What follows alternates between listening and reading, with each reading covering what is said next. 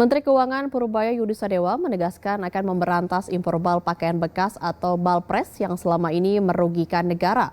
Balpres sendiri menjadi sumber utama bisnis thrifting atau penjualan pakaian bekas impor. Selain dijatuhi denda, para pelaku impor pakaian bekas akan dilarang melakukan kegiatan serupa.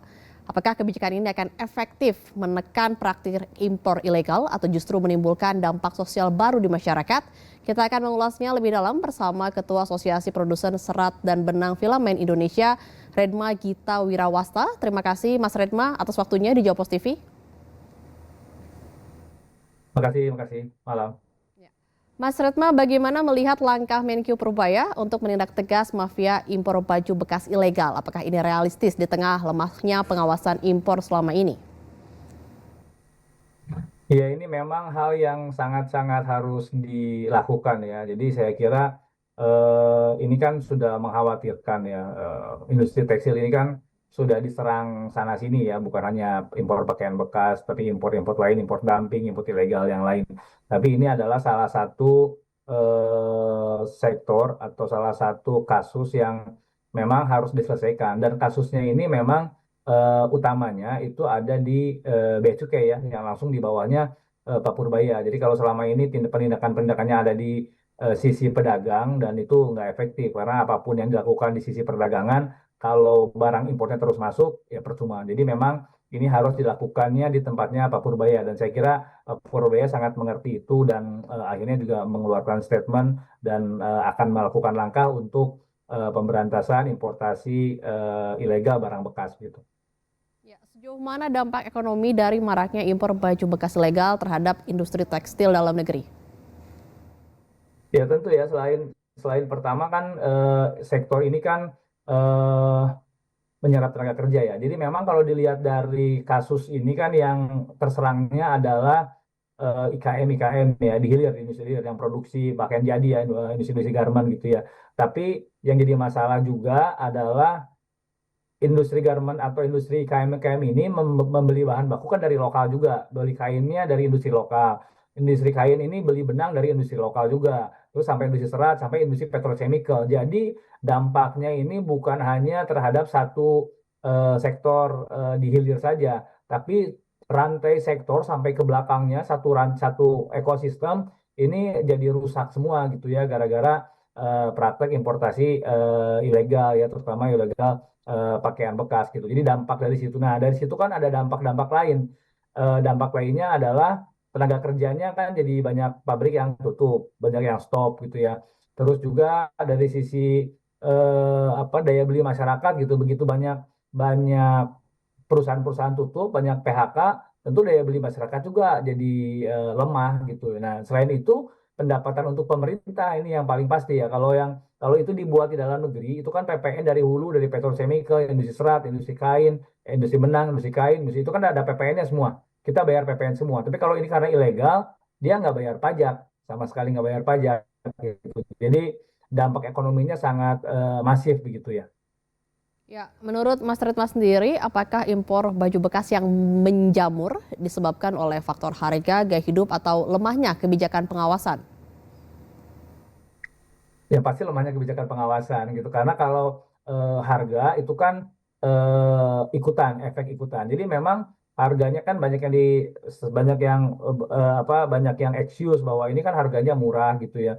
Ke dalam negeri nggak bisa semurah ini ya pasti nggak bisa semurah ini gitu karena kan kalau dalam negeri kan legal kita bayar PPN kita bayar tenaga kerja gitu ya kita bayar listrik kita bayar BPJS gitu kan kos semuanya gitu nah kalau ini kan importasinya barang bekas harga dari sananya udah nol kalau harga sana udah nol industri apa pada pedagang di sini apa hanya mengganti ongkos kirim saja gitu dan ada keuntungan untuk pengepul. Jadi nggak bisa dibandingkan masalah harga. Nah, yang jadi masalah kan ini kan pengawasan pemerintah karena ini kan sudah dilarang.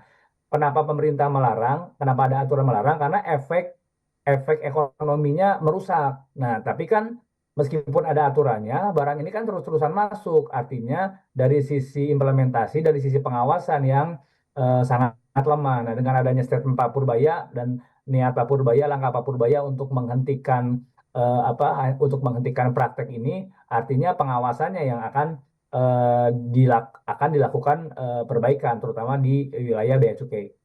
Ya, menurut Mas Retma sendiri di titik mana rantai pasok impor baju bekas paling rawan disusupi praktik ilegal? Di hulunya, maksudnya di hulunya itu di pelabuhan.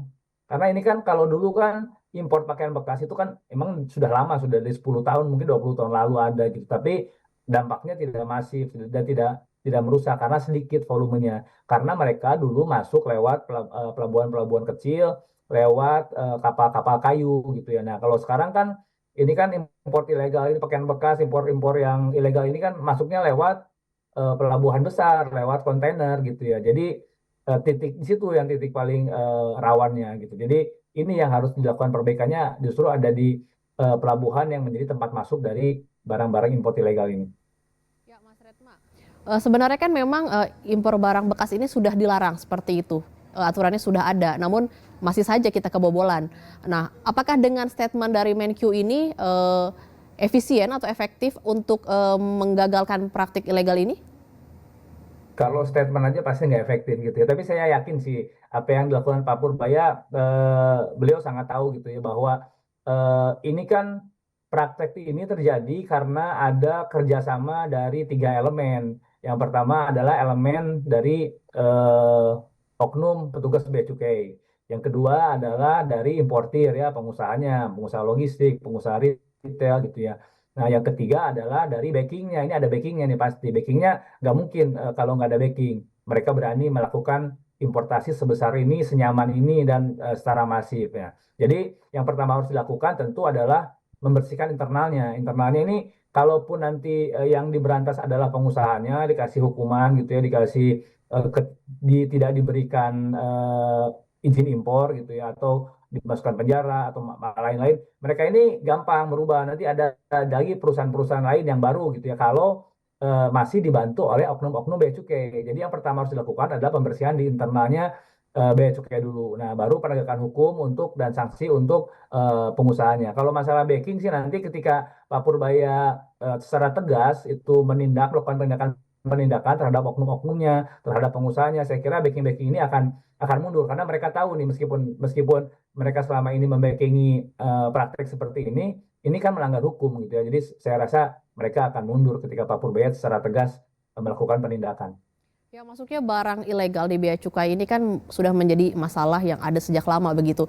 Apakah Mas Retma sendiri optimistis Pak Purbaya bisa menyelesaikan ini? Saya kira kita harus bantu ya. Jadi kalau misalkan bisa selesai atau enggak, kita harus bantu dan bersama-sama bekerja, terus juga memberikan informasi, memberikan solusi-solusi. Kayak kemarin kami kirim surat ke Pak Purbaya juga disertai oleh solusi bagaimana caranya supaya dari sisi perbaikan dari sistem. Jadi kalau setelah tiga tadi setelah ada setelah ada pembersihan internal bea cukai, penindakan terhadap pengusahanya. Nah, ini satu lagi harus dilakukan adalah perbaikan sistem dan prosedur kepabeanan, ya, terutama yang untuk prosedur importasi karena di sana banyak lubang. Nah, jadi kemarin kita kasih masukan. Jadi saya kira ini kita harus kerjasama memberikan informasi supaya praktek-praktek ilegal ini bisa betul-betul diberantas. Ya, apakah penindakan semata cukup atau pemerintah perlu memperkuat sisi produksi dan distribusi pakaian lokal agar bisa bersaing?